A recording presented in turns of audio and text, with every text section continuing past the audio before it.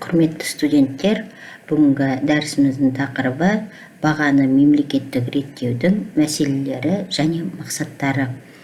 Бүгінгі қарастырылатын сұрақ баға саясаты, бағалардың мемлекеттік реттеудің тікелей және жанама әдістері, Қазақстан Республикасының азаматтық кодексіндегі баға және баға белгілеу мәселелері және осы сабақты пысықтауға арналған бақылау сұрақтары. Жалпы баға саясаты бұл баға белгілеу туралы заңдылықтың іске асырылуын қамтамасыз етеді. Баға саясаты монополияға қарсы заңдылықпен қарастырылған тәртіппен монополиялық іс-әрекеттің, яғни жеке тауар өндірушілеріне келеңсіз салдарын шектеу арқылы бағалардың мемлекеттік белгіленуін бақылау, реттеу және бағаларды қалыптастыруды талдау арқылы жүргізіледі. Баға саясаты мемлекеттің экономикалық саясатының бір бөлігі болып табылады және нарықтық қатынастар жағдайында маңызды орын алады. Баға саясаты нарықтық қатынастардың дамуына үлес қосады. Жеке, мемлекеттік және басқа меншік формаларын қорғау құралы болып та табылады. Инфляцияның баяулауына, келеңсіз экономикалық әлеуметтік салдарының жеңілдеуіне әкеледі. Сонымен қатар, бәсекенің дамуына, тауарлар, қызметтер және қаржы құралдарының еркін қозғалуына, экономикалық қызметтің еркіндігіне жағдай жасайды. Әрбір елде баға саясатын қалыптастыратын және іске асыратын органдар, яғни сонымен жұмыс атқаратын мемлекеттің бір бөлімі бар. Қазақстанда бұл органдарға атқарушы билік органдары, яғни экономикалық даму және сауда министрлігі, табиғи монополияларды реттеу агенттігі, Қазақстан Республикасының бәсекелестікті қорғау агенттігі жатады. Қазақстан Республикасында бәсекелестікті қорғау агенттігі негізгі олардың атқаратын қызметі қандай? Бірінші, елдегі бірыңғай баға саясатын жүргізу, әлеуметтік мәселелерді шешу, жеке салалардағы баға динамикасын болжау, реттелетін нарықтық бағаларды белгілеу және қолдану тәртібін жетілдіру, монополист кәсіпорындардың өнімдерінің бағаларын реттеп отыру, мемлекеттік заңдылықтардың орындалуын қадағалап бақылау жүргізу, шетелдерде және мемлекет ішінде баға белгілеу тәжірибесін зерттеу, әлеуметтік маңызды тауарларға бағаны реттеу және жергілікті нарықтарда бағалардың өзгеруіне бақылау жүргізу. Жалпы бағаларды мемлекеттік реттеу екі тәсілмен жүзеге асады. Біріншісі тікелей, екіншісі жанама реттеу.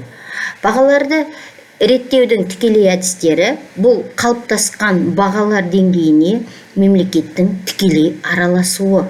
Бұл бағалар қозғалысы, құрылымы деңгейін қалыптастыруға, баға белгілеудің белгілі бір ережелерін бекітуге мемлекеттің қатысуы.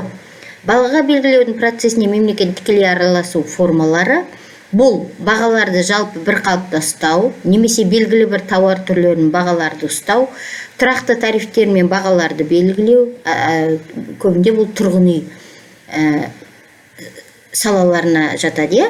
Максималды және минималды баға деңгейін шегін белгілеу, рентабелділіктің шекті нормативін белгілеу, сауда үстемелерінің шекті мөлшерін анықтау. Баға белгілеудің жанама реттеу әдістері бұған жеңілдік салық салуды қолдану, жеңілдік несие беру, мемлекеттік бюджеттен субсидиялау, дотациялау, бәсеке және кәсіпкерліктің дамуына жағдай жасау, тұтыну тауарларын өндіруде тұрғындарға көрсетілетін қызметтерді кеңейтуді, мемлекеттік бюджет есебінен тұрғын үй құрылысын көбейтуді, дамыту бойынша арнайы үкіметтің бағдарламаларын жасау, жаңа өнім түрлерін өндіруге, біріккен кәсіпорындар құру үшін және елдегі тапшылық тауарларына жеңілдік баж салығы және кеден тарифтерін тиімді пайдалану жатады. Қазақстан Республикасының азаматтық кодексінде баға және баға белгілеу мәселелері Яғни бұл кодекстің 3-ші бөлімінде осы заманғы баға қалыптастыру тәжірибесінің ерекшеліктерін сипаттайтын арнайы бап бөлінген. 385-ші бап. Ең алдымен бұл бап шарттың орындалуы, тараптардың келісімімен белгіленген баға бойынша жүзеге асатындарын көрсетеді. 385-ші баптың 2-ші пунктінде шарт жасалғаннан кейін бағаны өзгерту жағдайларын қарастырады. Жалпы баға деңгейі үнемі сараптамадан өтіп отырады. Бағаға сараптама жүргізу, біріншіден мемлекеттік реттеу енгізілген өнімдер, тауарлар, қызметтер түрлері бойынша баға деңгейін растайтын негіздемелік ақпараттар, босату бағалары туралы жазбаша түрдегі ақпарат негізінде іске асырылады. Екінші, алдағы уақыттағы бағалардың өсетінін, оның өсу себебін растайтын негіздемелік материалдар бойынша жүзеге асырылады. Жалпы бағалардың өсу себептері туралы ақпарат кемінде күнтізбелік 30 күн бұрын жазбаша түрде хабарлама ретінде мемлекеттік органға берілуі тиіс. Бағалардың алдағы көтерілу туралы хабарлама мыналар қоса беріледі.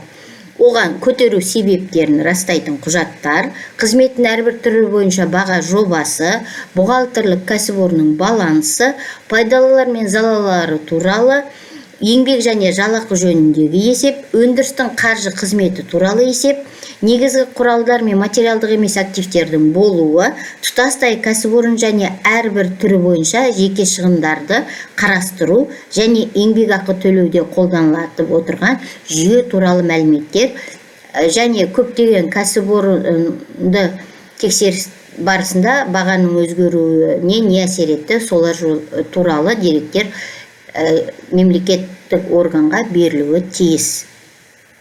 Осы бүгінгі оқыған дәрісіміз мемлекеттік реттеу, яғни тікелей және жанама, сол дәрісті пысықтауға сіздердің түсінгендеріңізді қалай түсіндіңіздер, соны белгілеуге мен сұрақтар қойдым. Осы сұрақтарды тәжірибелік сабақта осы сұрақтарға жауап беріп келесіздер. Бірінші, бағаны нарықтық мемлекеттік реттеудің маңызы, бағаны мемлекеттік реттеу формалары, мемлекеттік баға саясатын қалыптастыру және Қазақстан Республикасы Азаматтық кодексіндегі баға қалыптастыру мәселелері қалай өз жолдарын табуда, қандай мәселелер қарастырылады. Назарларыңызға рахмет.